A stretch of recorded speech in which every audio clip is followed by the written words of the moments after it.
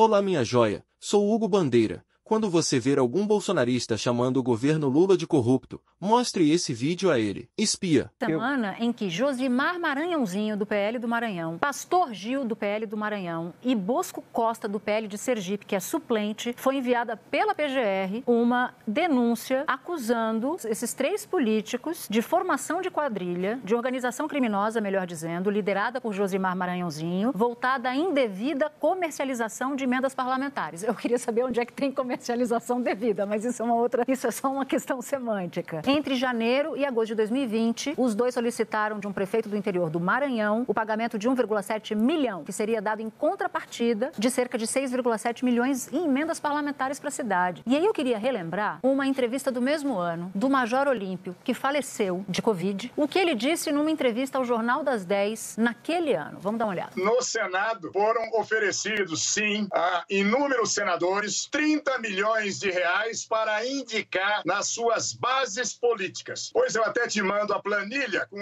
11 itens e até com orientação para escrever na planilha Covid-19. O que eu perguntei ao interlocutor do governo, é para todos os senadores? Claro que não. Falei, então eu não quero. Notadamente, tem senadores que fizeram as suas indicações, foi o toma lá, não teve o da cá. Com dinheiro do Covid, sim. Então, no local onde o senador quer indicar para suas bases, não interessa os critérios técnicos que deveriam ser obedecidos pelo Ministério da Saúde e a distribuição de recursos. É a planilha do senador. Essa frase do Major Olímpio, que era uma figura política insuspeita, porque era um parlamentar de direita e era alguém que fazia coisa movimentar, ele não tinha papas na língua, ele não tinha medo de fazer esse tipo de denúncia, casa com uma avaliação, uma frase que eu vi hoje de uma importante autoridade de Brasília, em que ele diz assim, olha só, eu te afirmo que hoje Brasília vive o pior momento da sua história. Ele fala, o judiciário está muito corrompido de setores do STJ para baixo, ele fala isso, e que o Congresso é um Congresso sem nenhum limite. E ele segue, ele falou, esta zona começou na pandemia justamente porque choveu de dinheiro para a saúde e eles usavam como toma lá da cá, no governo,